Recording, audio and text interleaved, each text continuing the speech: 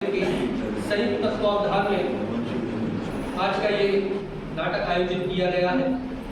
हम लोग 27 मार्च 2023 से एक मासिक रंग महोत्सव का आयोजन कर रहे हैं, जिसमें निरंतर प्रतिदिन सेमिनार, कार्यशालाएं, नाट्य प्रस्तुतियां, परिचर्चाएं, इसका आयोजन हो रहा है। और उसी क्रम में हमारा आज का ये नाटक आयोजित किया गया है, जिसका नाम है चंबल का शौर्य। इसका लेखन किया है ग्वालियर के ही प्रख्यात लेखक, और इस कृति को राज्य साहित्य अकादमी अवार्ड मिला है, और इसके लेखक है श्री पवन सक्सेना जी। उनका भी और विगत कई महीनों से इसकी रूपरेखा, इसकी योजनाबद्ध तरीके से हम इस पर काम कर रहे हैं, और संपूर्ण हमारा मार्गदर्शक, नेतृत्व और एक एक चीज को किस तरह से करना है, हमारा मार्गदर्शन किया परम आदरणीय अतुल अधोलिया भाई साहब जी का। उनका भी स्वागत है। मूल रूप से ये एक प्रीमियर शो है। हमने बहुत ज्यादा ऑडियंस को आमंत्रित नहीं किया है। ये सभी हमारे परिवार के मार्गदर्शक गण हैं, जिनके समक्ष हम आज ये पहली प्रस्तुति प्रीमियर शो लेकर आए हैं, और शीघ्र ही इसका हम ग्वालियर के शहर में इसका मंचन करेंगे। तो जो कुछ खामियां हो वो मेरी है, और जो कुछ आपको ठीक ठाक और अच्छा लगे वो बच्चों की मेहनत है। और नाट्य प्रस्तुति के बाद आपके मार्गदर्शन, आपके बिंदु विचारणीय है, हम लोगों को जरूर बताइएगा, जिससे हम इसमें निरंतर और सुधार करके इसकी प्रस्तुति जाए। क्योंकि स्क्रिप्ट बहुत अच्छी लिखी है, और बहुत बड़ी स्क्रिप्ट थी, लगभग 4.5-5 घंटे की। तो उसको एडिट करके शॉर्ट करना, उसमें बहुत ज्यादा चीजें होती हैं, लेकिन फिर भी हम लोगों ने एक प्रस्तुति तैयार की है आदरणीय भाई साहब के नेतृत्व में। तो बिना किसी विलंब के आपसे सिर्फ एक आग्रह है कि आपके पास जो मोबाइल फोन है उसको साइलेंट मोड पर रख लीजिए। 1 घंटा 20-25 मिनट लगभग इसकी टाइम ड्यूरेशन है, और निश्चित रूप से इस नाटक के माध्यम से हम चंबल के उन भूले बिसरे क्रांतिकारियों को याद कर रहे हैं, जिन्हें वास्तव में भुला दिया गया, या इतिहास के पन्नों में उन्हें उतनी अहमियत नहीं दी जितनी उन्हें वास्तव में मिलनी चाहिए। वास्तव में आदरणीय अतुल भाई साहब ने बहुत महत्वपूर्ण बात कही थी कि कुछ क्रांतिकारी ऐसे थे जो लगातार क्रांति की उन्होंने अपना कार्य किया, और उसके बाद स्वतंत्रता के बाद पुनः वो अपने कार्य में लगते थे। उन्हें ये जानकारी भी नहीं थी कि एक जेल से आने के बाद एक ताम्र पत्र लिया जाता है जो आपके स्वतंत्रता सेनानी होने का सर्टिफिकेट भी निर्धारित करेगा। ऐसे हजारों लाखों करोड़ों क्रांतिकारी थे जिनके हम नाम ही नहीं जानते। उन्हीं क्रांतिकारियों को आज का ये समर्पित है, पवन सक्सेना जी द्वारा लिखित और श्री अतुल अधोलिया जी द्वारा मार्गदर्शित नाटक चंबल का शौर्य।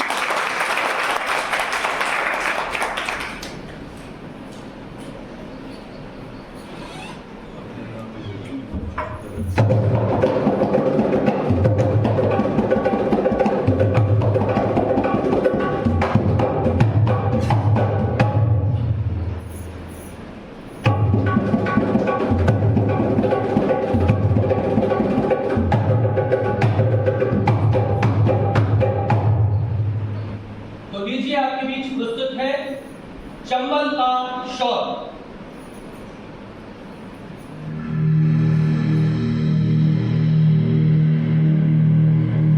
भारत का इतिहास, जिसका एक पन्ना अन्याय, जुल्म और भय से रंगा हुआ है, तो वहीं दूसरी तरफ देश की धरती से प्यार करने वाले तमाम देश प्रेमियों की वीरता, त्याग, बलिदान की कहानी। आज हम वैसे ही देशभक्तों के त्याग, बलिदान, शहादत, न्याय और बहादुरी के किस्से सुनाएं।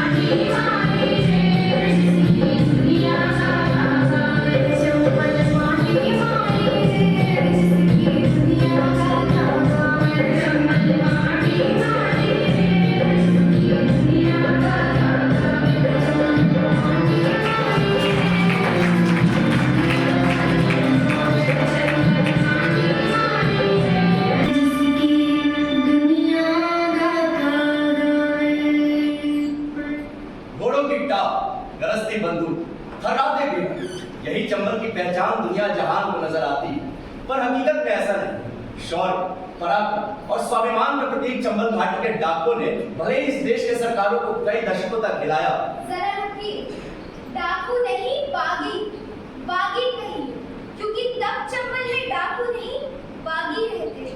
और बागी वो होता है जो जुल्म और सितम के खिलाफ आवाज उठाने में यकीन रखता है। बहुत ही कम लोग जानते हैं कि हृदय परिवर्तित होने पर इन्हीं बागियों ने दमनकारी अंग्रेजी हुकूमत के खिलाफ क्रांति कर रहे क्रांतिकारियों को न केवल गोला व बारूद मुहैया करवाए, किंतु उनका साथ देके आजादी की लड़ाई में कंधे से कंधा मिलाकर उनका साथ दिया। और ये सब संभव हुआ स्वाधीनता आंदोलन में अपना अमूल्य योगदान देने वाले क्रांतिकारियों के द्रोणाचार्य पंडित गेंदालाल दीक्षित के दृढ़ इच्छा शक्ति से। मास साहब के नाम से पहचाने जाने वाले इस महान क्रांतिवीर न केवल चंबल के बिहड़ में आतंक का पर्याय बने, खूंखार डाकुओं के दिल में देश प्रेम की भावना जागृत कर उन्हें स्वतंत्रता की लड़ाई से जोड़ा, बल्कि सैकड़ों हजारों छात्रों और नवयुवकों के दिल में भी देश प्रेम के लिए भावना इकट्ठी और इस क्रांति के लिए तैयार किया। आगरा जिले की तहसील के एक छोटे से गांव में ही में जन्मे पंडित गेंदालाल दीक्षित भले ही औरैया के डीएवी स्कूल में शिक्षक थे, किंतु देश की गुलामी उन्हें कुछ कर गुजरने के लिए हर वक्त झंझोड़ती रहती। आखिर में सन 1905 बंगाल के विभाजन के बाद वो क्रांति की इस धधकती ज्वाला में कूद ही गए। विद्यार्थियों के भविष्य को देखते हुए पंडित गेंदालाल जी के मन में ये संकल्प जागा कि कुछ भी हो जाए, देश को अंग्रेजों के चंगुल से आजाद कराना ही होगा, क्योंकि गुलाम देश में जन्म लेने वाली पीढ़ी का कोई भविष्य नहीं, लेकिन इसके लिए जरूरत पड़ेगी जन और धन शक्ति की। ये संकल्प आते ही उन्होंने सोचा कि सबसे पहले धन संग्रह करना होगा और इसकी शुरुआत अपने आप से ही की जानी चाहिए। और यही सोचकर सबसे पहले उन्होंने अपनी गुल्लक खोली, जिसमें से निकले 7 रुपए 4 आने अपने परिवार और 7 रुपए देश को अर्पित कर पंडित गेंदालाल निकल पड़े धन संग्रह। और यह नगर सेठ बेगम बहुत ही दान पुण्य करने वाला, जहाँ 1 पैसा खर्च करना हो वहाँ 10 रुपए खर्च करने वाला। नगर के धन्ना सेठ और अफसर आए दिन सेठ बेगम सेठ के यहाँ दावतें उड़ाया करते थे। मास साहब ने भी सोचा कि अकेले बेगम सेठ ही इतना दे सकते हैं कि फिर शायद किसी और के आगे हाथ फैलाने की जरूरत ही ना पड़े।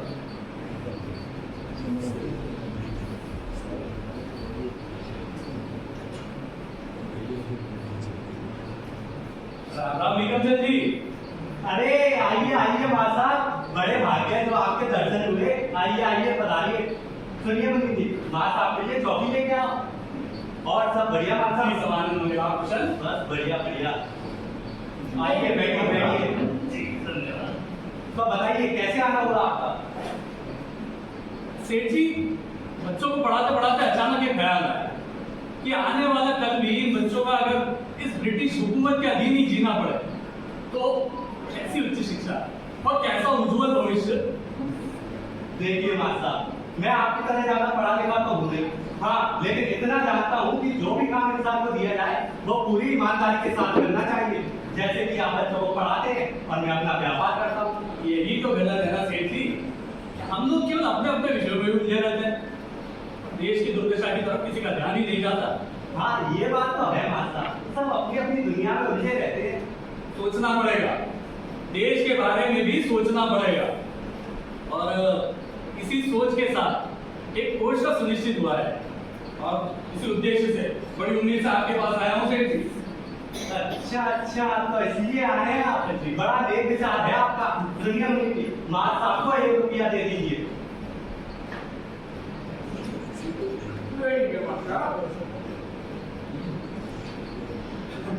अरे आप नगर से हैं श्रीमान, और ये 1 रुपए की छोटी सी धनराशि आपके अनुरूप तो मिलाती नहीं है।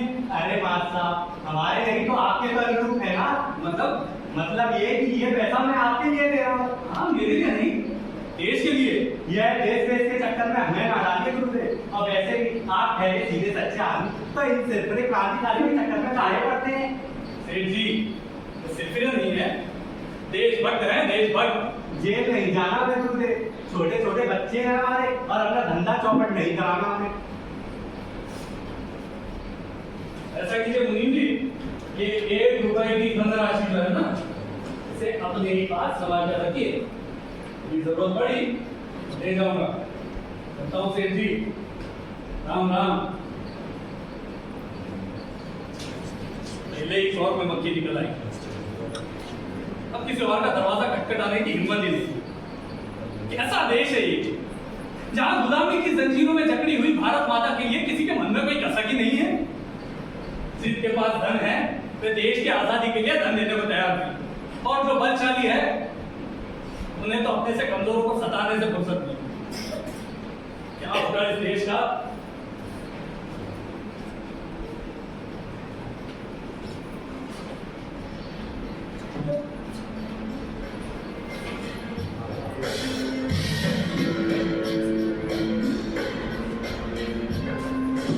लोगों की ऐसी मानसिकता को पढ़ते हुए गेंदालाल जी का ध्यान सबसे पहले जंगल के जाबाज बागियों पर गया।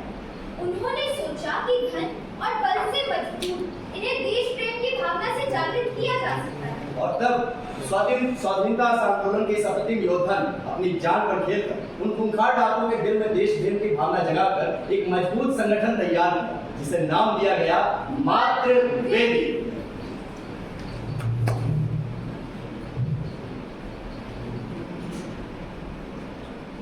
अरे ये बागी किसी की सुनते नहीं है मात साहब, बहुत ही उज्जट और सिरफिरे होते हैं। ब्रह्मचारी जी, माना कि बागी अशिक्षित है, आपके अनुसार उज्जट है, लेकिन एक बार उनकी भावनाओं को सही दिशा दे दी जाए तो ये औरों से कई गुना अच्छा कार्य कर सकते हैं। मात साहब, एक बार जब बंदूक लेकर बीहड़ में उतर जाता है तब उसका सारा सिर्फ और सिर्फ उसकी बंदूक ही होती है। ये भी तो न बुझिए ब्रह्मचारी जी कि कोई भी व्यक्ति अपनी मां की कोख से बागी बनकर पैदा नहीं होता। हाथ मजबूत कर देते हैं हथियार उठाने के लिए। ये बात तो है मास्टर साहब, जब कुछ नजर नहीं आता तब चंबल की भीड़ ही हम जैसों के लिए माँ का आंचल बनती है। ये निडर और निर्भीक बागी एक बार, सिर्फ एक बार अगर अपनी सही दिशा चुन ले तो अपने साथ साथ इस देश की दशा और दिशा को भी यूं बदल सकते हैं। बुलाया तो है चंबल के सबसे मुखियात बागी सरदार पंचम सिंह को, देखते हैं वो आपके विचारों से कितना सहमत होते हैं। ब्रह्मचारी जी, हमें अपने प्रयत्न करते रहना चाहिए, परिणाम चाहे कुछ भी हो। इस देश की आजादी के लिए हमें जन धन के साथ साथ बल का समावेश करना भी अति आवश्यक है।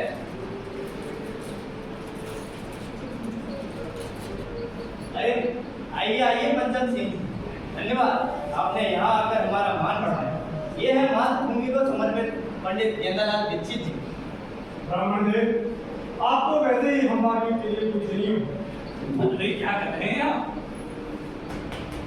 विराजी। पंचम सिंह जी, आज देश को आप जैसे ही साहसी और देशभक्त युवाओं की आवश्यकता है। पर हम किस तरह आपके काम आ सकते हैं? इस दुनिया की नजर में हम सब मुजरिम हैं। आखिर कौन करेगा हम पर भरोसा? पूरा भरोसा है हमें चंबल माटी के भटके हुए युवाओं के ऊपर। एक प्रश्न का उत्तर दीजिए कि क्या आप अपनी आंखों के सामने अपनी माँ, अपनी बहनों का अपमान होते देख सकते हैं? कैसी बात करता माता? हम बाकी लोग इज्जत के खातिर अपनी जान दे भी सकते हैं और वक्त बड़े पर जान ले भी सकते हैं। और भारत माता के लिए, जिन्हें ये फिरंगी हर रोज अपने पैरों तले रोंगते हैं, उनके लिए तुम्हारे खून में उबाल नहीं आता क्या? बहुत कुछ कर सकते हो तुम, बहुत कुछ कर सकते हो तुम। सिर्फ अपने क्रोध की ज्वाला से इस अंग्रेजी साम्राज्य की जड़ें हिला सकते हो। अरे इन फिरंगियों को मुंह तोड़ जवाब दिया जा सकता है, लेकिन योजनाबद्ध तरीके से। और वो किस तरह? बिहार के सभी भटके हुए लोगों को एकत्रित कर, संगठित कर, देश को समर्पित इस मातृवेदी संगठन को मजबूत बनाकर। माँ साहब जी, मेरी आपसे एक ही विनती है, क्यों ना सरदार पंचम सिंह को ही मातृवेदी का प्रथम अध्यक्ष बनाया जाए। बहुत सुंदर, बहुत खूब। हाँ, संगठन करता होंगे आप। और कोषाध्यक्ष होंगे हमारे आगरा के चंद्रधर जो है भाई। और कमांडर इन चीफ रहेंगे आप, यानी क्रांतिकारियों के द्रोणाचार्य गिदना। जैसा आपका आदेश गुरुदेव।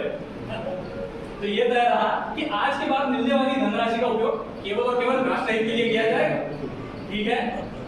तो आइए आज हम सभी ये शपथ लेते हैं कि आज के बाद की जाने वाली राजनीतिक डकैतियों से मिलने वाली धनराशि का उपयोग केवल और केवल राष्ट्र हित में किया जाएगा। जय चंबल! जय चंबल! भारत माता की जय! जय मां भवानी! जय मां Bhavani!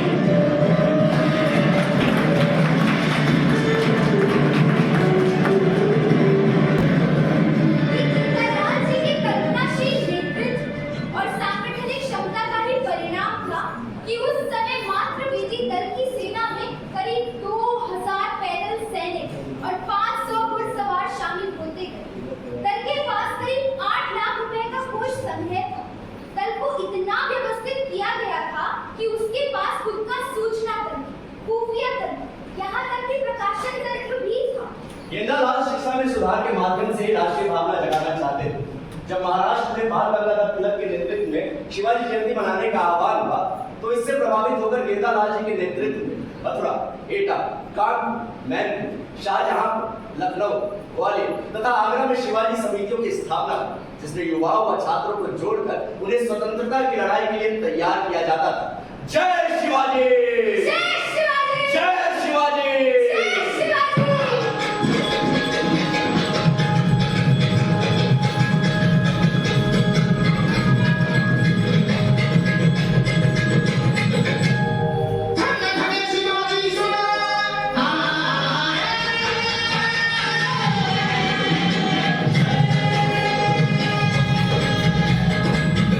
Shivaji, Shivaji, Shivaji, Shivaji, Shivaji,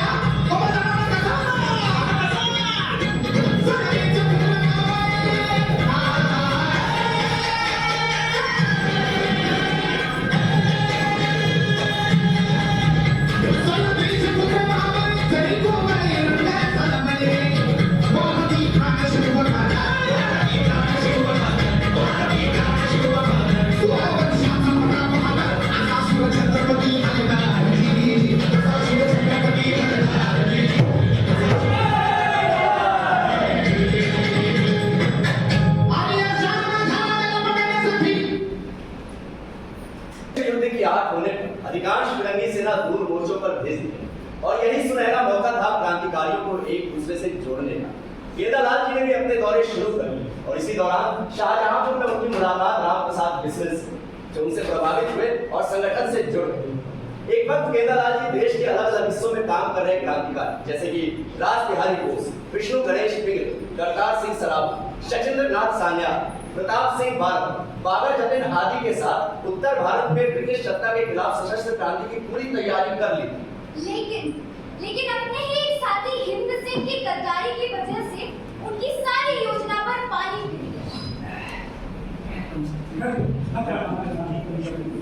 अरे साहब, आपके नेतृत्व हमने इस चंबल में इन अंग्रेजों की ईट बजा दी। पंचम सिंह जी, हमारा केवल नेतृत्व है। हम जानते हैं कि असली मेहनत तो आप सभी लोगों की है। ब्रह्मचारी जी, पूरे देश में हमारे संगठन का नाम पहुंच रहा है। अरे देश का एक एक युवा आज हमारे साथ कंधे से कंधा मिलाकर चलने के लिए तैयार है। महाराज साहब, स्वतंत्रता की अलग जगाने के लिए दूर दूर से लोग मातृवेदी से जुड़ रहे हैं। ब्रह्मचारी जी, साथ ही साथ हमारी जवाबदारी भी बढ़ते जा रही है। देश के हर युवा की जवाबदारी आज हमारे कंधों पर होती जा रही है। और हाँ, धन संग्रह वो एक बहुत बड़ा विषय है। हम उसके विषय में बात करें। उसका बंदोबस्त भी पूरा है महाराज साहब। खबर लगी है, इस बार मोटी पकड़ हाथ आई है। सरदार, सब तो अभी तक नहीं है, सब थककर चूर हो गए। भूख से बुरा हाल है सबका। देखिए, हम जानते हैं कि पिछले 2 दिनों से आप सभी लोग भूखे प्यासे इन बिहड़ों में पुलिस से लुका छिपी खेल रहे हैं। लेकिन खाने का इंतजाम भी हो ही गया है और आगे की रसम का भी इंतजाम हो ही जाएगा। आप विश्वास रखिए। उसका इंतजाम भी पूरा है महाराज साहब। मुंशी आते ही होंगे। लो भैया लो, ये लो खाना। अरे सरदार, तुमको पहले आना था। बात ये है कि यहाँ से खाना लाना था, बस शादी थी, वहाँ बहुत सारे लोग थे। अगर किसी को कान खबर हो जाती तो गड़बड़ हो सकती थी। तो खाओ। अरे आप शुरू कीजिए। सरदार, ये सब भूखे हैं, इनको खाने दो। मैं तो वहीं गरम गरम खाया था। ये हमारे कहने के खातिर 2 और खा लीजिए। चलो, आप कहते हो तो मैं एक निवाला खा लेता हूँ। जी, खा ही लीजिए। लो भाई लो।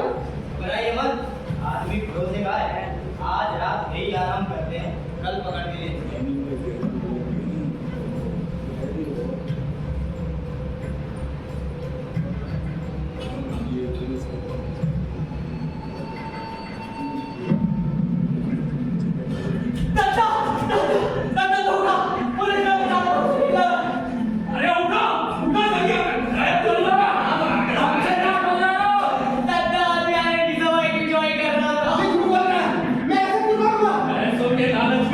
पैसों के लालच में अच्छे का विश्वास हो जाता है।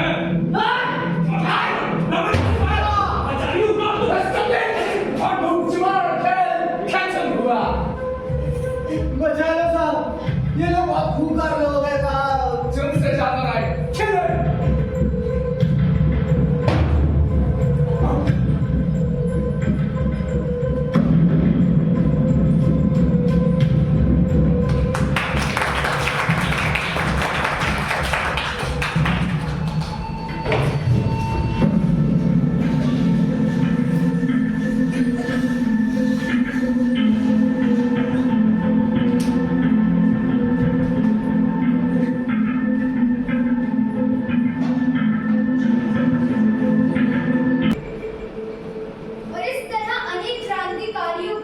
अंग्रेजी हुकूमत के खिलाफ बगावत करने के इल्जाम में गिरफ्तार कर लिया जाता। हजारों लोगों को अंग्रेजी सरकार के दमन का सामना करना पड़ता।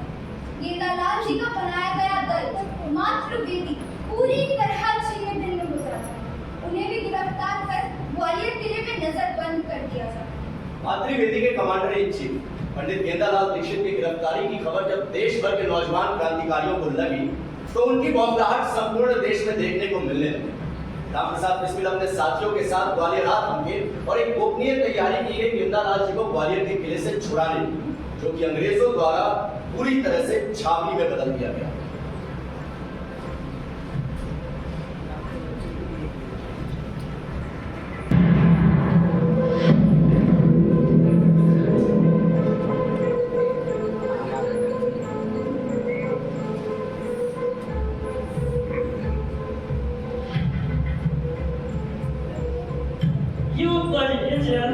कहाँ घुसा है? कहीं नहीं साहब, इलाज घूमने आए जो 7 जाने का नहीं लेट गो एक ट्रीटमेंट तो मैंने किया है जाने का नहीं अब तुम लोग आए किधर से तुम्हारे इस बैग में क्या है सुनी साहब माता का प्रसाद है माता के साथ तुम जरूर कोई अपने पास हो सिक्योरिटी पकड़ सकते हो माता का प्रसाद है मंदिर से पूजा करके आ रहे हैं अरे क्या हो गया सर, क्यों उधर रहे हो बच्चों से? दादा देखिए माता के मंदिर से पूजा करके आ रहे हैं इन सिपाहियों को पकड़ लो अब सर, अरे इन बच्चों से घबराने की कोई जरूरत नहीं है। अब बेटा प्रसाद लाए हो तो हमें दे दो। जी दादा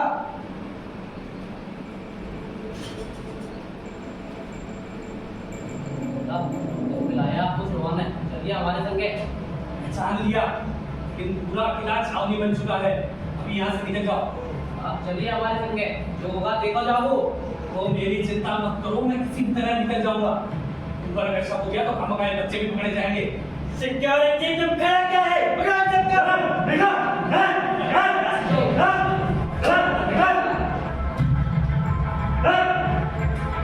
अब सर, इन बच्चों को पकड़ने से कुछ भी हासिल नहीं होगा। तुम्हें जो जानकारी चाहिए वो सारी गोपनीय जानकारी मेरे पास है। अरे देश के बड़े से बड़े आंदोलनकारी क्रांतिकारी से सीधे संपर्क है मेरे। वो जिस आदमी को तुमने वहां सरकारी गवाह बनाकर दूसरे डायरेक्टर पर रखा हुआ है वो मेरा बहुत अच्छा दोस्त है। उसे यही मेरे बैग में मेरे साथ रख दो। अरे तुम्हें कुछ और क्रांतिकारियों के बारे में भी खबर दे दूंगा। दैट्स ग्रेट जी अगर तुम हमारा सपोर्ट करता है तो हम भी तुम्हें प्रॉमिस करता है कि हम तुम्हें बहुत बड़ा इनाम दिलाएगा जी जी ऊंचा ओहदा का नौकरी और भी बहुत जी जी जरूर जरूर जरूर जरूर जरूर।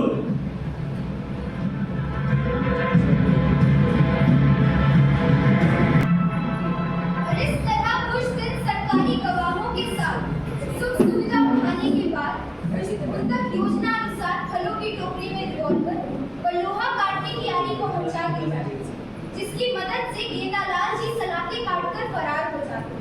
लेकिन इस बार ब्रिटिश हुकूमत की आंखों में धूल झोंकने वाले क्रांतिकारियों के द्रोणाचार्य अपनी सेहत से हारने लगते थे, क्योंकि भूख प्यास से रोग बीमारियों ने उनके अंग अंग में अपना अड्डा जमा लिया। हालत ज्यादा बिगड़ने पर उनके साथियों के द्वारा दिल्ली के एक सरकारी अस्पताल में भर्ती करवाकर उनके घर वालों को भी सूचित किया।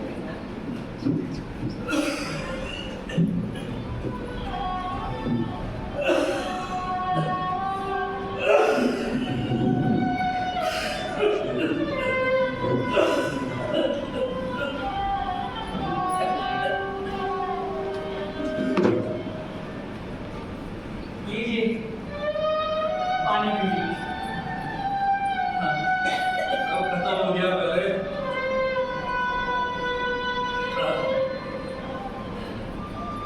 दुख हमें बस इसी बात का है कि इन फिरंगियों को इस देश से बेदखल होते नहीं देख पाएंगे।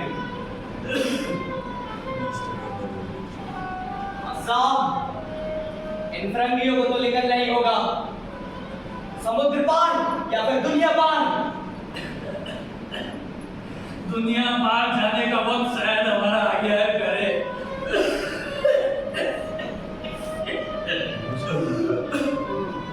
तुम और यहाँ प्यारे घर पर खबर किसने दी? अभी ना आते क्या? आपके दर्शन करने का भी अधिकार नहीं है क्या मेरा?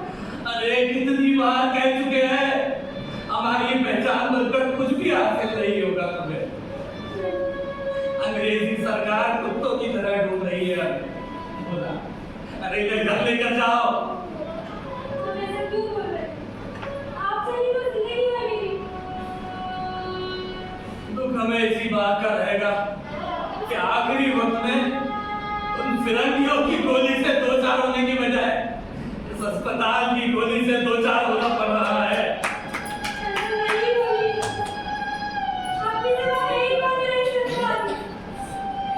देश के लाखों किसानों का, विधवाओं का, अनाथों का और दास्ता की बेड़ी में जकड़ी हुई भारत माता का दूसरा कौन है?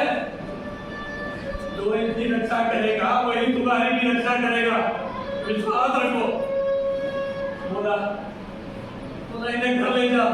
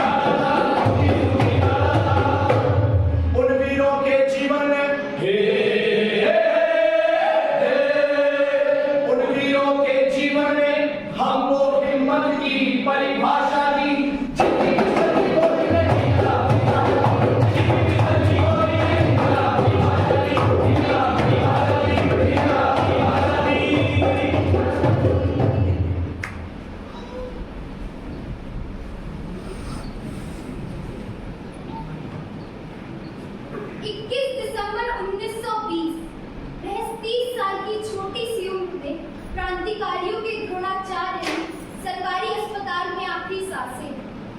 लाश को लावारिस बताकर उनका अंतिम संस्कार कर दिया। न कोई रोया, न कोई ये जान पाया कि कौन मरा है।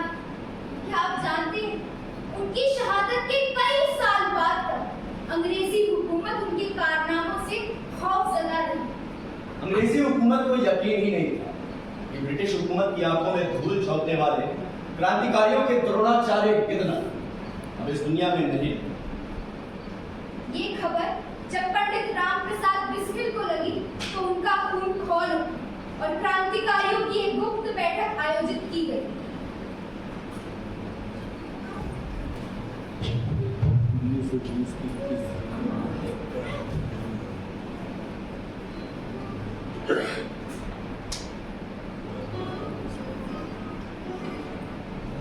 आज हमने अपने गुरु को खो दिया।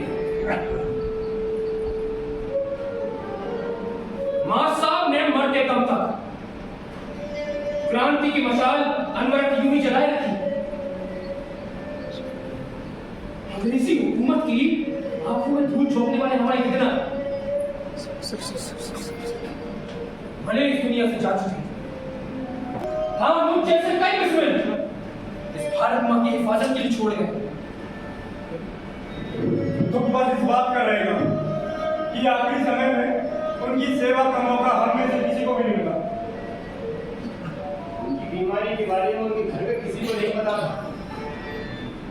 अस्पताल में मौत के वक्त उनकी पत्नी उनके सामने खड़ी रही अपने हाथ पे हाथ बांधकर, मगर अपने वादे से नहीं मुकरी। मुआवजा की कुर्बानी बेकार नहीं जाएगी। ब्रिटिश सल्तनत को इसका मुंहतोड़ जवाब दिया जाएगा। सही कहा राजी।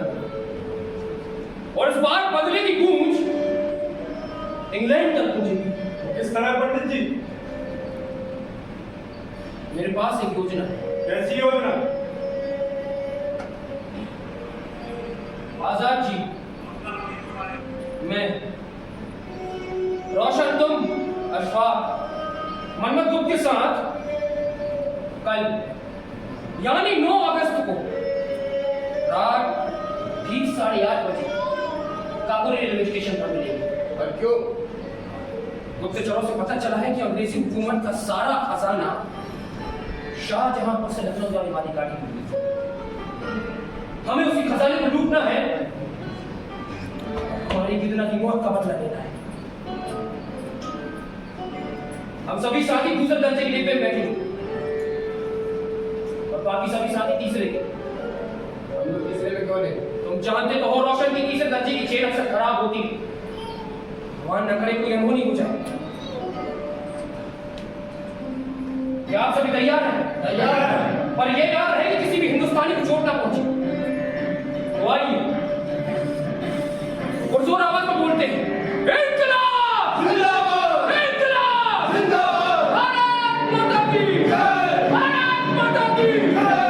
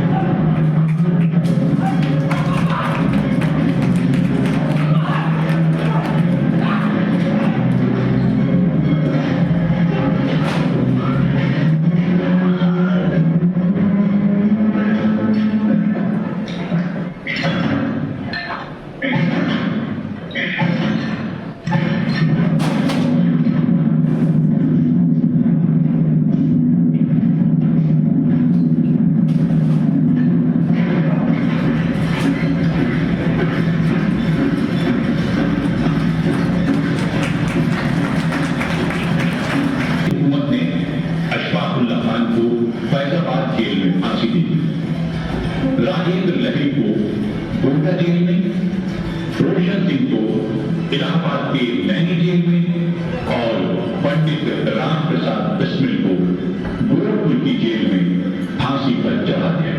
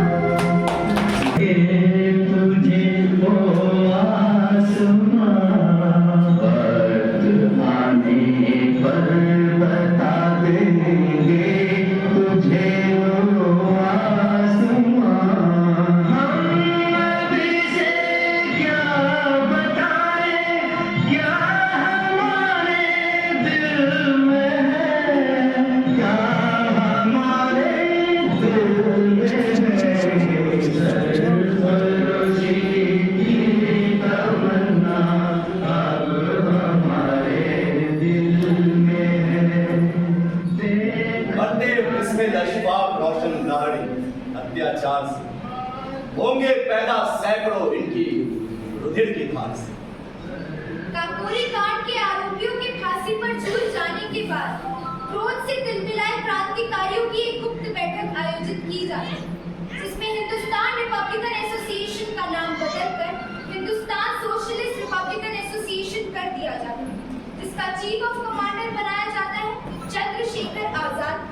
और यहीं बैठकर ये फैसला होता है कि दल के लिए बम और बारूद यही ग्वालियर में बनाना ही सुरक्षित रहेगा। ग्वालियर की बम फैक्ट्री और दल की गतिविधियों को अंग्रेजों की नजर से बचाए रखने के इसके विश्वसनीय सदस्य भगवान दास माहौर और गजानन पोद्दार को उच्च शिक्षा के नाम पर झांसी से ग्वालियर लाया जाता है और क्रांतिकारियों की योजना के तहत उस समय के प्रसिद्ध विक्टोरिया को वर्तमान में MLB कॉलेज में BA के छात्र के रूप में भर्ती कराया जाता है। पहले इन्हें हॉस्टल में रखा जाता है। उन्हीं दौरान आजाद अपना अज्ञातवास जगह जगह पर घूमकर काट। उन्हीं दिनों एक दिन आजाद किसी काम से ग्वालियर आते और अपने साथी माहौर के कमरे में रुक जाते और तब एक विचित्र घटना हुई।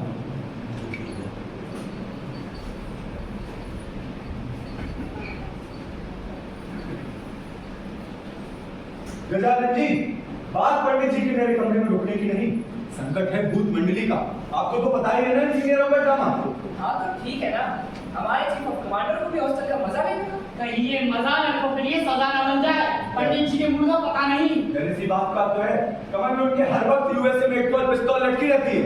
हाँ तो तुम्हारे लिए कौन सी बड़ी बात, पंडित जी को मनाकर उस बम की बुखार को संभाल कर रख देना। पर ये सीनियर रही मेरे से बात नहीं आएंगे। इसी बात की तो चिंता है कि अगर सब कुछ सच सच आजाद को बता देते हैं तो हॉस्टल के साथियों को भाजन बनना पड़ेगा, और आजाद को नहीं बताते कोई बहुत बड़ी अनहोनी हो सकती है। सबसे पहले तो उनकी पिस्तौल रखवानी होगी, चाहे कुछ भी हो जाए। आप लोग भी सोचिए कोई उपाय। जय पंडित जी।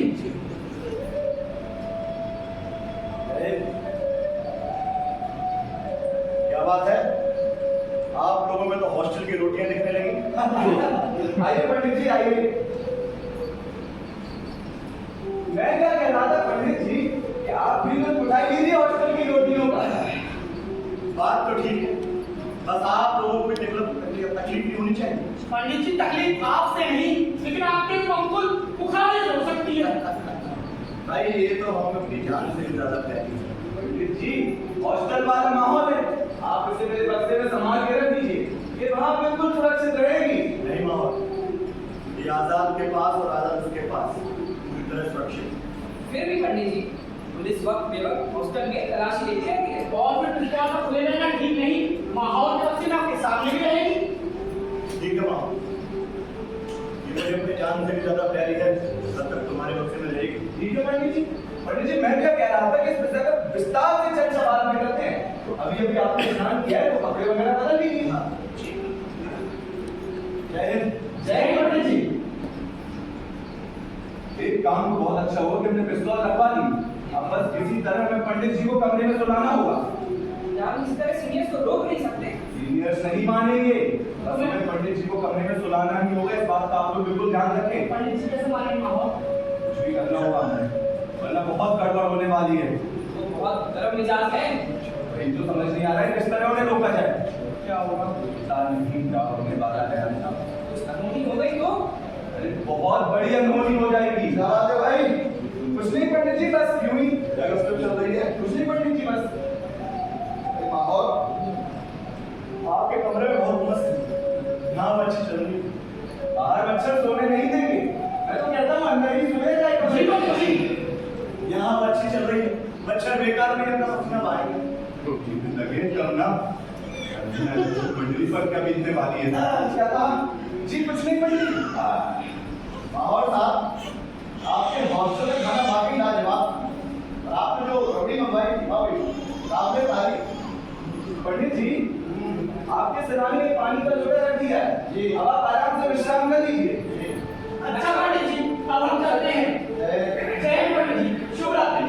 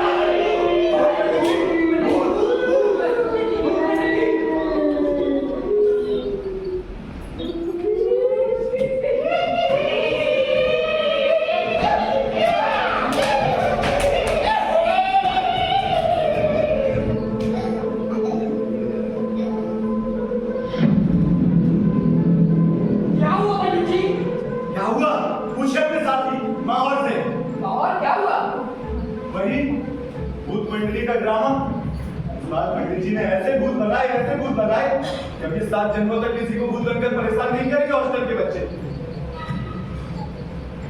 हॉस्टल के बच्चे? जी पंडित जी गजब हो जाता माहौल। थोड़ा थोड़ा बताना चाहिए वो सब हॉस्टल के बच्चे हैं। हमें लगा सामाजिक तत्व है जो पढ़ने लिखने वाले बच्चों को परेशान कर रहे हैं। पंडित जी वो सभी बच्चे अपनी गलती के शर्मिंदा हैं और आपसे माफी मांगना चाहते हैं। अरे माफी हमें मांगनी चाहिए बच्चों से। इन सब की जड़ है आपके साथी भगवान दास माहौर। बता सकते थे ये हमें? पंडित जी मैं कुछ बोलता उससे पहले ही आपने अपना गमछा जो घुमाया इस सारे भूत पिस्ते नजर आए। कोई बड़ी अनहोनी ना हो इसलिए आपसे पिस्तौल रखवाई थी। खैर जो भी हो हमारा रहना यहाँ ठीक नहीं, जरूरी है ठिकाना बदलना। हमें तुरंत ही शहर में मकान तलाशने होंगे। सब में हमारी मदद करेंगे हमारे साथी विश्वनाथ वैष्णव पायल जी। क्या दादा वैष्णव पायल? मतलब आपके बच्चन? हमारे बच्चन। आप लोग तैयार हैं? जी पंडित जी। जय हिंद। जय हिंद पंडित जी।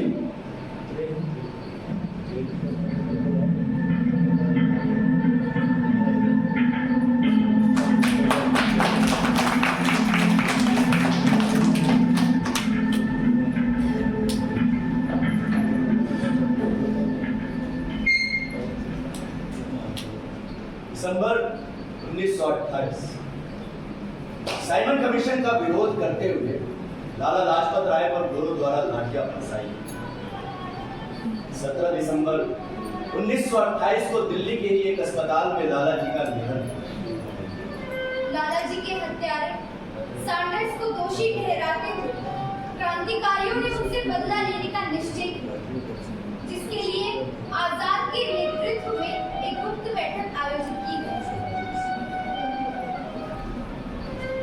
चोट बहुत गहरी दी है अंग्रेजी सरकार ने लाला जी को हमसे छीन कर।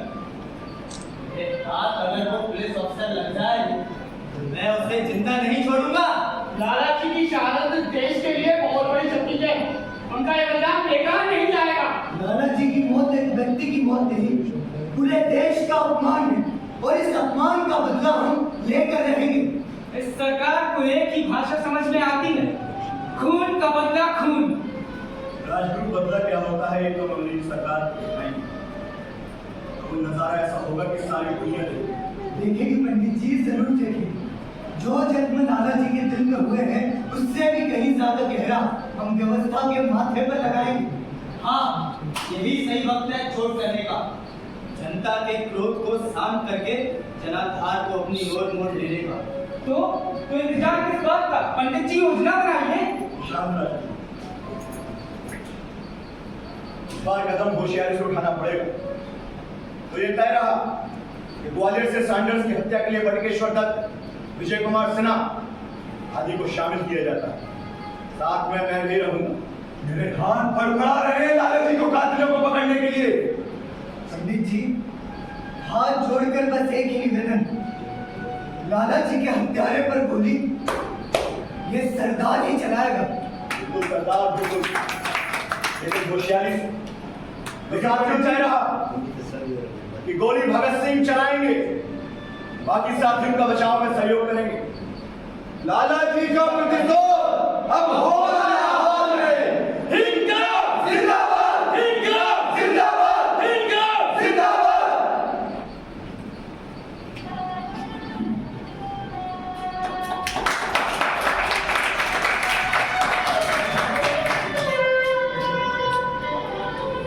लाला जी के हत्यारे सैंडर्स को सबक सिखाते और ब्रिटिश सुरक्षा को धोखा देते हुए क्रांतिकारियों का दल इसी तरह लाहौर से निकला और अलग अलग रास्तों से ग्वालियर पहुंचा, जहां एक गोपनीय स्थान पर सभी इकट्ठे हुए।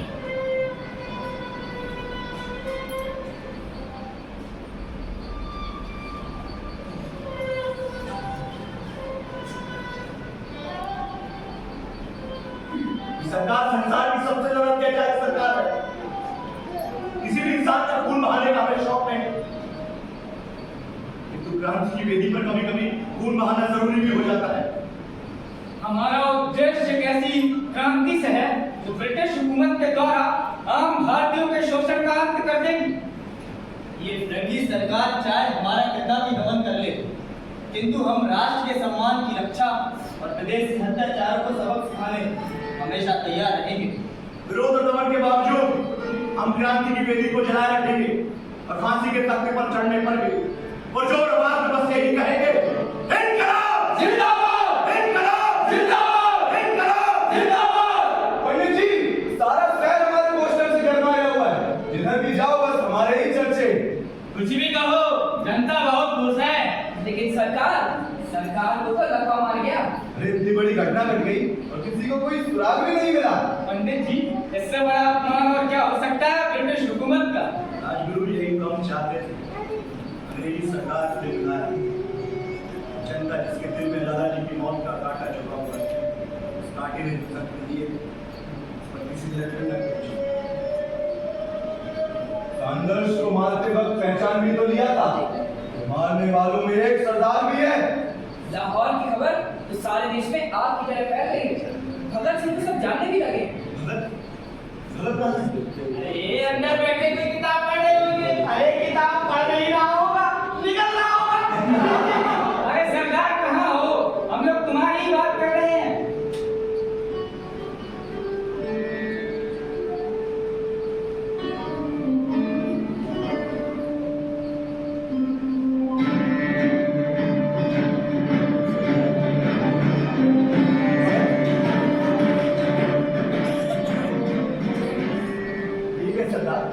तुमने अपने केश कटवा दिया, गला भी उतार दिया।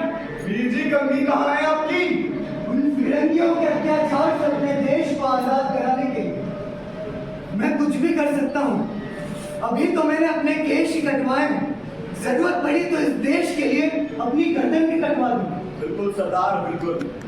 गर्दन तो कटेगी, लेकिन शर्म हो। लेकिन पंडित जी फिर भी हमें चौकन्ना रहना होगा। पुलिस कभी भी पकड़ सकती है। ये जनाब तो सोते हुए पकड़े जाएंगे, क्योंकि ये तो चलते चलते सो जाते हैं। इनकी आंख तो सीधे लपक में खुलेगी। तब पहरेदारों से पूछेंगे, सच में पकड़ा गया या कोई सपना देख रहा है? और ये जनाब चांदनी रात में चांद देखते पकड़े जाएंगे, और पकड़े जाने पर पुलिस वालों से कहेंगे पकड़ गया तो कोई बात नहीं, लेकिन चांद तो देखो कितना खूबसूरत है। और भाई, ये भगत सिंह और विजय कुमार सिन्हा तो किसी सिनेमा हॉल में पिक्चर देख के पकड़े जाएंगे और कहेंगे, ओए बाद में पकड़ लेना, पहले पिक्चर तो पूरी देख लेने दे। अरे पंडित जी, आपके लिए तो दो रस्सों की जरूरत पड़ेगी। एक आपके गले के लिए और दूसरा आपके भारी भरकम पेट के लिए।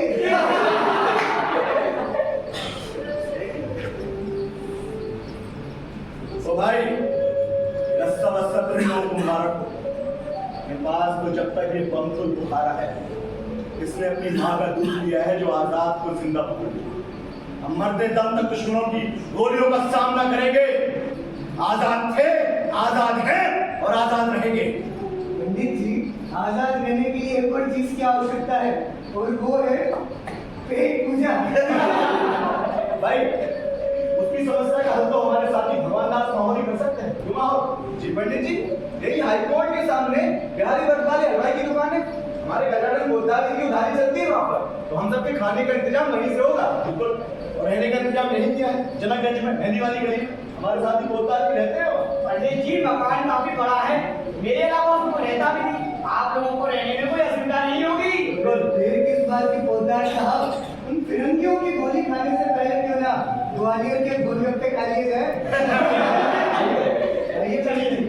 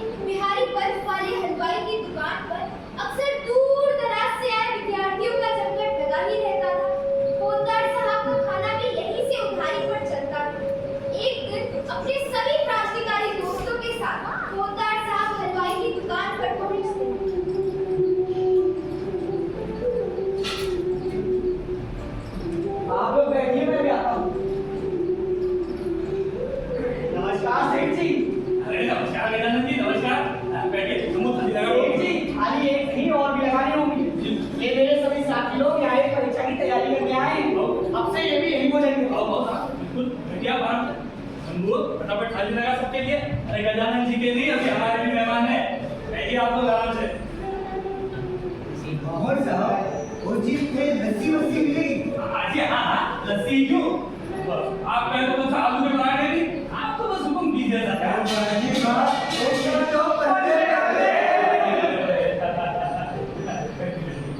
वो कद्दू की सब्जी भी लगाओ सर, हैं? जल्दी हाथ चलाओ। देखिए, जिसको जो भी खाना है शंभू को बता दो। बाद में ये मत कहना कि मैंने पूछा नहीं।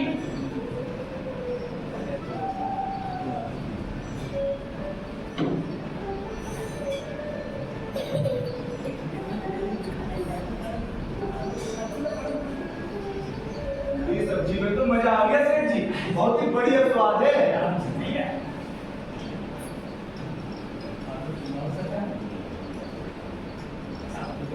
आप लोग बिल्कुल भी चिंता मत करो, मैं हूं ना। ऐसी कोई बात नहीं, पता है ना मेरा खाता चलता है यहाँ पर। वो बस करो यारो, कुछ कल के लिए भी छेड़ो। जी, अभी तक तो आपने यहाँ की खास पहचान रखने वाली बर्फी का स्वाद चखाई नहीं है। फिर देर किस बात की, लगा दीजिए 2-2 प्लेट। जी अभी लीजिए। शंभू, ए शंभू,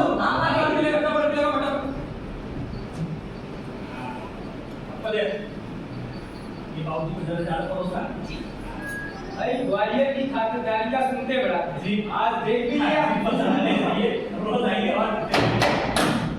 और भाई शंभू कैसा है? जी शंभू भी ठीक है, पर भी रात साहब के लिए बन गया। आइए आप यहाँ बैठिए, यहाँ बैठिए।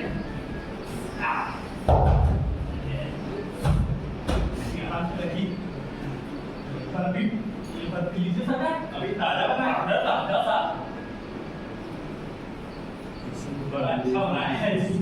के लिए बनवा दूँ? अरे नहीं नहीं, हासिल में तो ले जाइए, नहीं थोड़ा सा चलता हूँ। जी आइएगा। बच्चे लोग आते रहते हैं, ये ना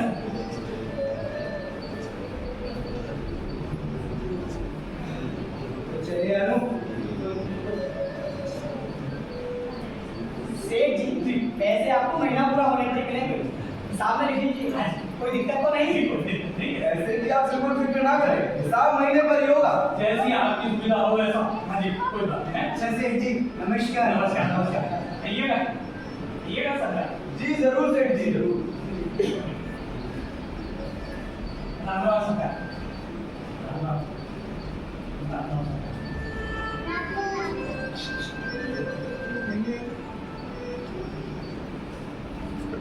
शंभू अरे पहचाना देखा ना तुमने? मतलब कपड़ों से रहन सहन से किसी बड़े खानदान के बच्चे लगते हैं। अरे हमारे यहाँ का खाना पसंद आया, ये सौभाग्य की बात है। चल इसी बीच फरवरी 1929 में भगवान दास माहौर और सदाशिव मलकापुरकर को पुणे जाने का आदेश प्राप्त होता है। रेलवे स्टेशन पहुंचने पर जिस बात का डर होता है वही होता है। तलाशी के दौरान भुसावल रेलवे स्टेशन पर सदाशिव माहौर और सदाशिव मलकापुरकर को बम, पिस्तौल और विस्फोटक सामग्री के साथ गिरफ्तार कर लिया जाता है। अब सबको डर इस बात का था कि पुलिस कभी भी ग्वालियर आ सकती, इसीलिए पूरी रात घर की सफाई की जाती ताकि किसी को शक न हो। इसी बीच डरते डरते गजानन फूलदार हलवाई की दुकान पर हिसाब पूरा करने पहुंच गए।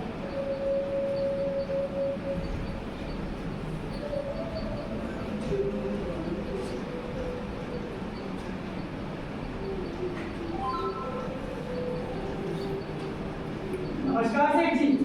अरे नमस्कार गजानन जी, बैठिए। शंभू हमारा महीना पूरा हो गया था, हमने आपको खाने के पैसे भी नहीं दिए, खाते में पैसा भर भी गया होगा। जी गजानन जी पहले आप आराम से बैठिए। शंभू वही तो आया है ना, जो हमारे साथी लोग आपके यहाँ खाना खाने आते थे जी, अब वो नहीं आएंगे। ये आएंगे? खाने में कुछ है? नहीं सेठ जी ऐसी कोई बात नहीं, तो आपके बनाए भुगता का जवाब नहीं। फिर क्या हो गया? सेठ जी वो सभी परीक्षा की तैयारी करने आए थे और वापस चले गए। बस चले गए? जाने से पहले कम से कम हमसे मिलवा तो देते। अब सेठ जी उनके जाने से क्या फर्क पड़ता है, आपके जो भी पैसे हैं वो मैं जल्दी चुका दूंगा। छोड़िए हिसाब किताब, आपने तो मुझे जन्म जन्म का कर्जदार बना दिया। इतनी महान हस्ती के चरण मेरी दुकान पर पड़े, ये मेरे लिए सौभाग्य की बात है। आप किसकी बात कर रहे हैं सेठ जी? मेरे साथ वाले तो गांव से आए थे और गांव चले गए। जी उस दिन आपके साथ जो आए थे आपके साथी लस्सी की मांग करने वाले, वो अंग्रेजी अखबार पढ़ने वाले आपके साथी, वो आपके साथी भगत सिंह जी थे ना? सेठ जी आप ऐसे की चिंता बिल्कुल मत कीजिए, बस ये बात जिसको पता लगता है। जी गजानन जी आपके खाते में तो कोई 4 रुपए चढ़े, 4 महीने चढ़ते हैं। लेकिन सेठ जी मेरे हिसाब से तो हम सबके खाने के 75 रुपए होते हैं। ये गजानन जी पैसे की बात छोड़िए, मेरा सौभाग्य है कि मैं आपकी और उनकी सेवा कर पाया, और ये केवल आप ही की वजह से हो पाया। सेठ जी आपकी महानता भी कुछ कम नहीं, आप अच्छी तरह जान सकते हैं कि जो लोग आपकी दुकान पर खाना पीना खा रहे हैं वो आपको कभी भी मुसीबत में डाल सकते हैं, लेकिन आपने सभी को पूरे आदर के साथ भोजन कराया, जरा भी आनाकानी नहीं की, जबकि 75 रुपया आज के समय में वो छोटी मोटी रकम थोड़ी है। जी वो आपके खाते के पन्ने में जहाँ 75 रुपए चढ़ गए थे उसे रातों रात पाड़ दिए, और अगले पन्ने पर वही 4 रुपए चढ़ा दिए, 4 महीने चलते हैं। लेकिन सेठ जी बात समझ में नहीं आई, आपने वही खाते से पन्ना फाड़ा क्यों? वो इसलिए कि कभी किसी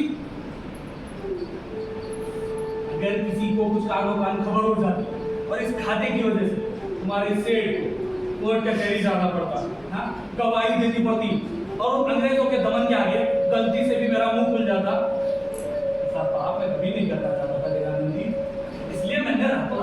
ही खा दिया ताकि किसी को पता ही न चल सके कि देश के एक जांबाज क्रांतिकारी ने मेरी दुकान पर खाना खाया था। सेठ जी धन्य है आप और धन्य है आपकी देश आपका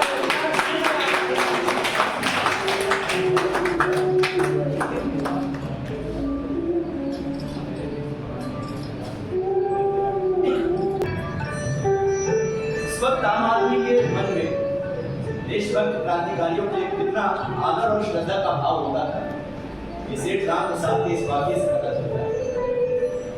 सेठ राम प्रसाद सामान्य व्यवसायी थे, उन्हें क्रांति आदि से कुछ लेना देना नहीं, लेकिन आम आदमी होते हुए अंग्रेजों की गुलामी से मुक्ति के लिए छटपट। आहार और सदाशिव गंगा उनकर सरकारी गवाह बन चुके फणींद्र घोष और जय गोपाल को कोर्ट परिसर में मारने की योजना बनाई, जिसके लिए वो चंद्रशेखर आजाद से एक रिवॉल्वर की व्यवस्था करने का आग्रह करते। सदाशिव के भाई शंकर राव उन तक खाने के डिब्बे में रिवॉल्वर पहुंचा देते।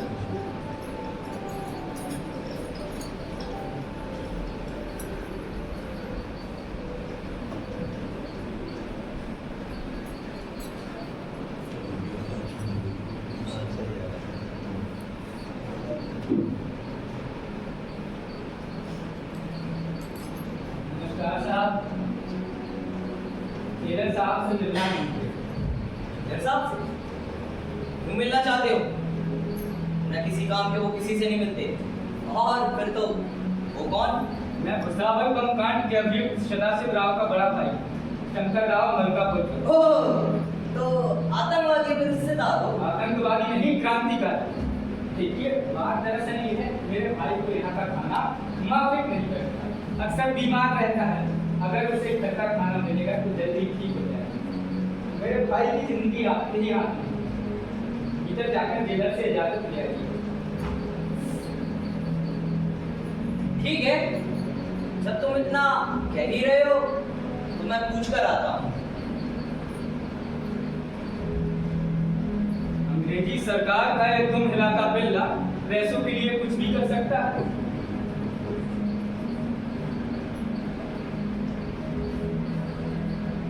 देखो जेलर साहब को मैंने बड़ी मुश्किल से तैयार किया है, तुम मिलोगे तो बात बिगड़ सकती है। मुझे क्या करना है जेलर साहब से मिलकर? मेरे लिए तो आप ही सबसे बड़े जेलर, बस भाई को घर का ताजा खाना मिल जाए। ठीक है, अपने भाई को घर का ताजा खाना खिलाएंगे, लेकिन ध्यान हमारा रहेगी। और हाँ, हर दिन लाए हुए खाने को तुम्हें चेक कराना होगा। जी जी, मैं आपके कर्मचारियों से रोज खाना चेक करवाऊंगा और आप भी रोज चेक करिए। नमस्कार।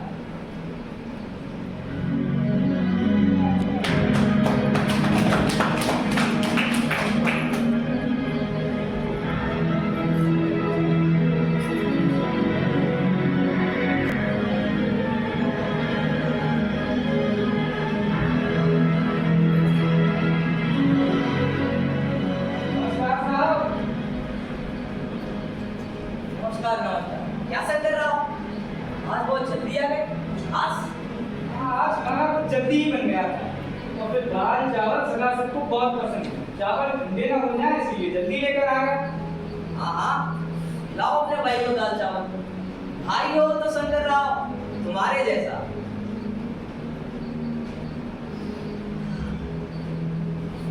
इसमें तो चावल की बहुत अच्छी खुशबू आ रही है। खूब सेवा करो भाई की।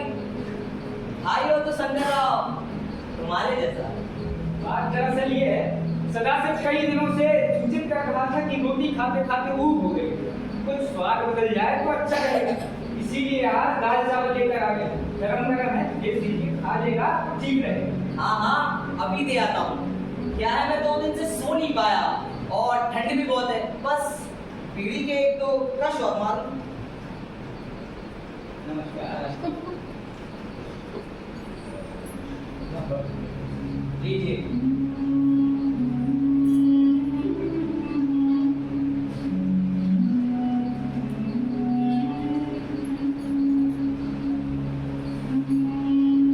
तुम निकले इस देश की खातिर, बस इतना अरमान। दारू का हो काम तमाम, बस यही अरमान है। भूख तो सारी गोलियां मेरी अपनी शान है। वो भगत सिंह के पुतला होंगे अपने भी अरमान पूरे।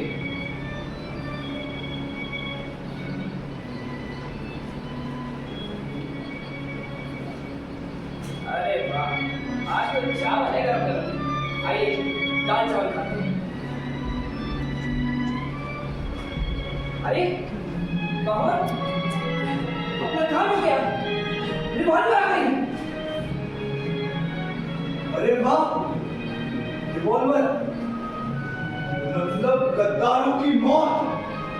फरींद्र और जय गोपाल जैसे गद्दारों की मौत इन्हीं हाथों से लिखी है सदा से। वो सब तो ठीक है, पर अब ये भी सोचना पड़ेगा कि इस रिवॉल्वर को छुपाकर कहाँ रखा जाए। मालूम नहीं इस फरींद्र और जय गोपाल को कब पेशी पर लाया जाएगा। तब तक तो रिवॉल्वर को सुरक्षित रखना होगा। रिवॉल्वर इसी कोठरी में रहेगी, अपने कमरे में छुपाकर, और रात को बिस्तर के नीचे। बहुत ज्यादा करना पड़ेगा माहौल। सफाई वाला रोज कमरा साफ करने आता है और जिधर भी चक्कर मारता फिरता है।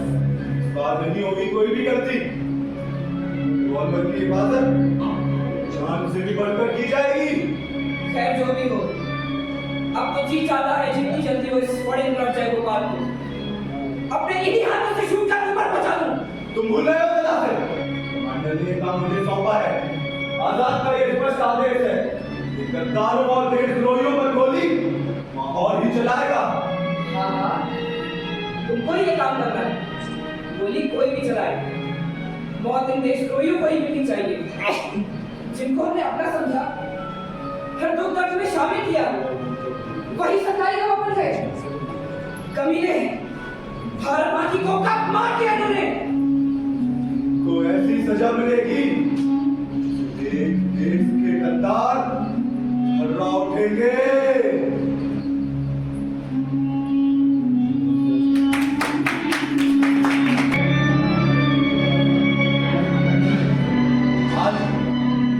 सदाशिव मत्ता बुकर और भगवान दास माहौल के विरुद्ध लाहौर बमकांड के चश्मदीद गवाह के रूप मुखबिर फणींद्र घोष और जय गोपाल आ रहे हैं।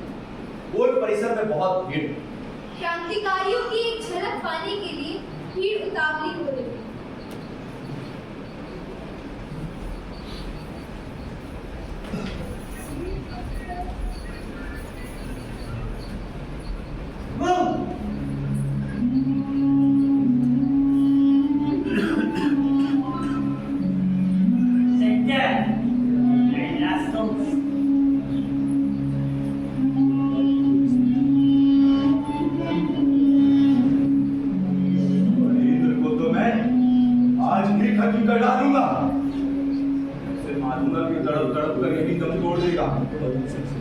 पहली गोली उसके जान पर, दूसरी उसके बाजू में मारूंगा। वो भी देख सके और गद्दारों और देशद्रोहियों को कैसी सजा देता है। थोड़ा समझदारी से काम लेना होगा मोहम्मद। पुलिस भी मुखबिरों को बचाने का पूर्ण प्रयास करेगी। एक साथ दोनों पर फायर करूंगा, पहला फरींद्र पर और दूसरा जय गोपाल पर। दिमाग से काम लेना होगा मोहम्मद। निशाना चूक गया तो सब खेल बिगड़ जाएगा, कुछ भी हो सकता है। गद्दारों और देशद्रोहियों को मारने के लिए प्राण भी देना पड़े तो स्वीकार है। वो सब तो ठीक है, पर दोपहर हो गई, अब तक आवाज नहीं लगाई। लगता है मजिस्ट्रेट नहीं आया। मालूम नहीं है संग्रेसी हुकूमत के दिमाग में क्या चल रहा है। वो देखो फरींद्र और जय गोपाल वहां दूर खड़े दिख रहे हैं। ठीक है तब ना, फायर करो मोहन, फायर। क्या हुआ? लगता है ये जाम हो गया।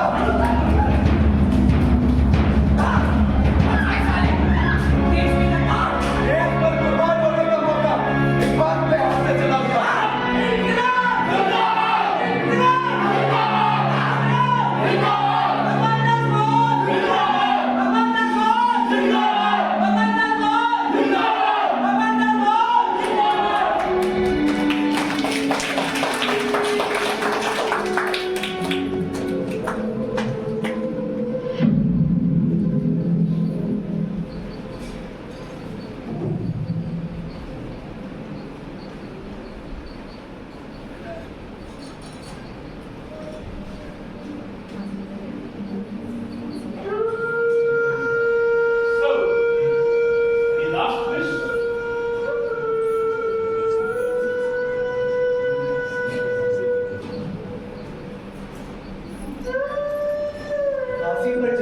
पहले हम गले लगना चाहते हैं।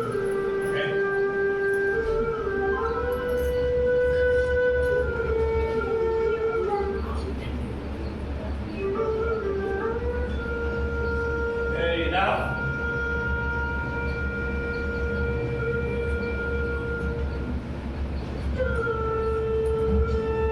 इनकलाब जिंदाबाद, इनकलाब जिंदाबाद, इनकलाब जिंदाबाद।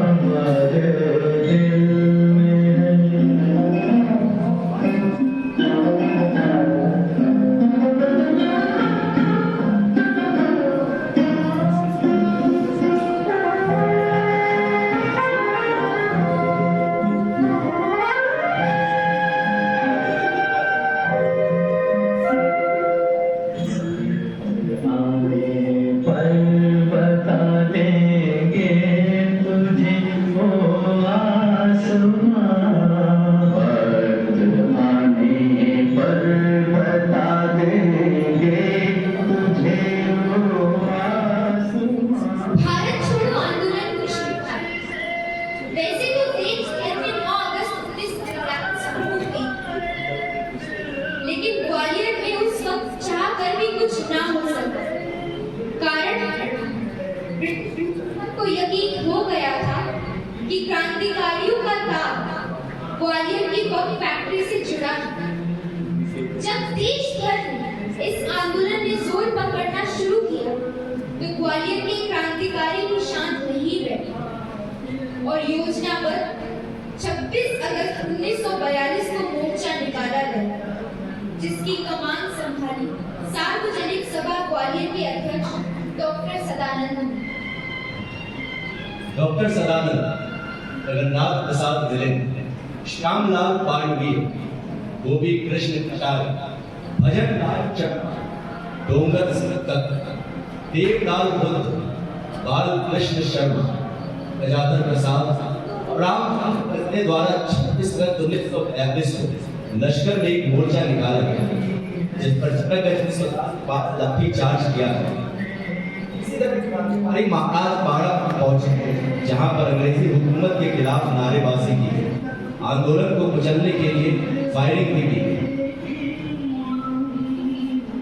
और इस तरह आंदोलन को दबाने के लिए अनगिनत आंदोलनकारियों को जेल में ठूस दिया गया। लेकिन ताज्जुब की बात, भारत मां को गुलामी की जंजीरों से आजाद करवाने के लिए जिन लोगों ने जान की परवाह ना कर जेल की कठोर यातनाएं झेली, उन महान लोगों में से अधिकांश के नाम देश की आजादी के बाद सुनाई ही नहीं दिए। आजादी मिलने पर जब देश के बड़े-बड़े नेता रिहा कर दिए गए, तो इनके साथ जुड़े अनगिनत निस्वार्थ सेनानियों को लगा कि बस अब उनका काम पूरा हो गया। पर वो भोले भाले लोग ये नहीं जानते कि जेल जाने के कुछ फायदे और बाहर आने के कुछ कायदे भी होते। जेल से बाहर आते समय प्रमाण पत्र का एक कागज भी साथ लेकर आना पड़ता है, जो देश के प्रति आपकी समर्पणता का सबूत होता है। जरूरत ही नहीं समझी और किसी ने बताया भी नहीं। और वैसे भी निष्काम कर्मयोगी के लिए तो आजादी की जंग केवल और केवल राष्ट्रीय धर्म जैसा, जिसे वो पूरी शिद्दत से निभाते थे। भगवान दास माहौर ऐसे ही निष्काम कर्मयोगी थे, जिन्होंने आजादी के बाद का शेष जीवन राष्ट्रीय भावना लेखन कार्य में लगा दिया। पंडित चंद्रशेखर आजाद के साथियों में वो सबसे कुशल निशानेबाज माने जाने वाले डॉक्टर भगवान दास माहौर। उनका जीवन तकरीबन 3 दशक भारत की स्वतंत्रता के लिए संघर्ष में गुजरा। यदि शहीद आजम भगत सिंह के केस के मुखबिर जयगोपाल और फणींद्र नाथ पर गोली चलाते समय पिस्तौल जाम ना होती तो फांसी के हकदार माहौर में होते। उनका निशाना ठीक बैठता तो वो भी फांसी पर लटका दिए जाते और उनका नाम भी देश पर कुर्बान होने वाले अमर शहीदों की फहरिस्त में होता। भगवान दास माहौर की इच्छा गीत गाते हुए फांसी का फंदा चूमने की थी, जो पूरी न हो सकी और जिसकी कसक उन्हें जीवन पर्यंत रही। और इस तरह अनेक क्रांतिकारियों को अंग्रेजी हुकूमत के खिलाफ बगावत करने के इल्जाम में फांसी पर लटका दिया। हजारों करोड़ों लोगों को अंग्रेजी सरकार के दमन का सामना करना पड़ा। अंग्रेजों से लड़ाई के दौरान आजाद ने उनकी गोली खाने से बेहतर खुद को गोली मार समझा और अपनी रिवॉल्वर में बची आखिरी गोली से अपने आप को हम सब के दिलों में हमेशा हमेशा के लिए अमर कर दिया।